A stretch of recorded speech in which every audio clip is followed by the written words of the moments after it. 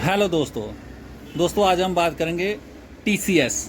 आज पहली न्यूज़ ही टीसीएस के ऊपर है, जो हमारे देश की सबसे बड़ी कंपनी आईटी सेक्टर से है टीसीएस को एक झटका लगा है। यूएसए की अदालत United state court of appeal for the fixed circuit से एक झटका लगा है।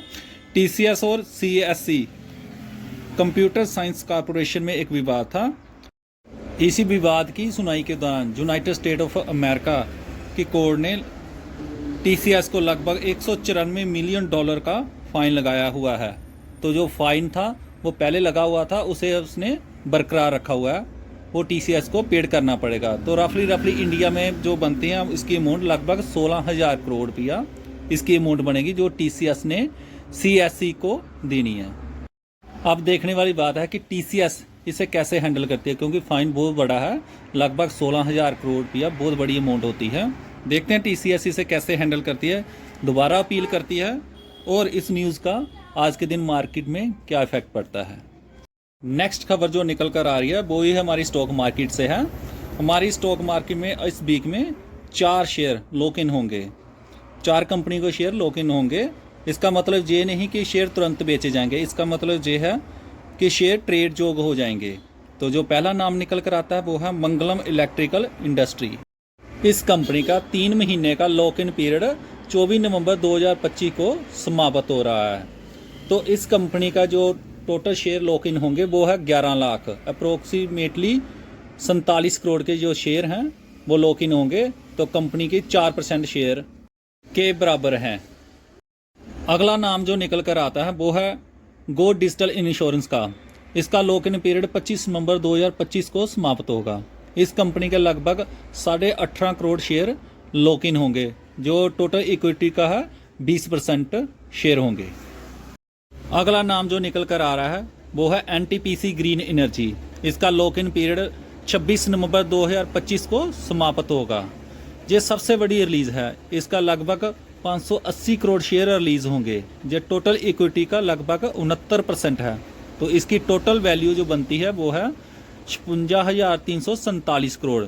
ये सबसे बड़ी इंश्योर में सबसे बड़ी रिलीज है। फाइनली जो नेम निकल कर आता है वो है बुराना वेब्स का। इसका 6 महीने का लॉक इन पीरियड 27 नवंबर 2025 को समाप्त हो रहा है। इसके लगभग 26 लाख शेयर रिलीज होंगे, जो टोटल इक्विटी का लगभग 10% है। जो टोटल कॉस्ट बैठती है इसकी 76 करोड़ है।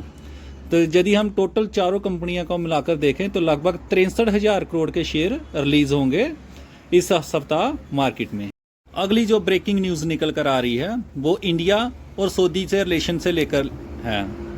इंडिया की company ELI engineering India limited और सऊदी की कंपनी अमारको ने एक MOU साइन किया है, जिसके अंतर्गत वो बिजनेस को एक्सप्लोर करेंगे और बिजनेस की नई अपॉर्चुनिटी ढूंढेंगे। ELI के डायरेक्टर अतुल गुप्ता और अमारको के डायरेक्टर जमाल अल आंजरी ने किया है। उस प्रेजेंस ऑफ वाटिका शुक्ला और खालिद अल हाजरी की प्रेजेंस में जे MOU साइन हुआ है। अगली खबर जो निकल कर आ रही है वो है एक बियर बनाने वाली कंपनी जिसका नाम है यूनाइटेड ब्रेवरीज ने एक और प्लांट लगाने की घोषणा की है, जिसमें उसने ज़मीनी कागजी कार्रवाई पूरी कर ली है।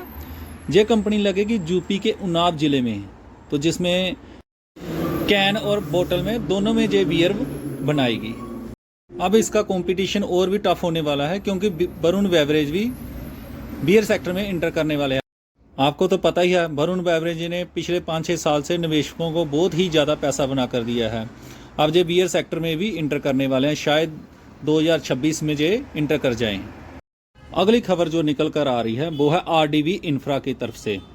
RDV इंफ्रा कंपनी के CFO को ED की तरफ से एक सम्मन भेजा गया है, जिसमें ED ने गुरुग्राम के सौदे के लेकर रेड की थी। जांच में पाया गया कि 28,375 एकड़ जमीन की लेन देन में कुछ घपला हुआ है, उसकी वजह से ED ने सम्मन भेजा है। अब देखते हैं कि कंपनी का CFO उसकी क्या क्लैरिफिकेशन देता है। फाइनली जाते जाते मार्केट का हाल भी देख लेते हैं। जो मार्केट का हाल आज का दिन कैसा रहा है। जो निफ्टी 50 है वो लगभग 140 अंक नीचे है, लगभग आधा % के नीचे है। बैंक निफ्टी भी नीचे है। मिड कैपिटल लगभग 1% नीचे है।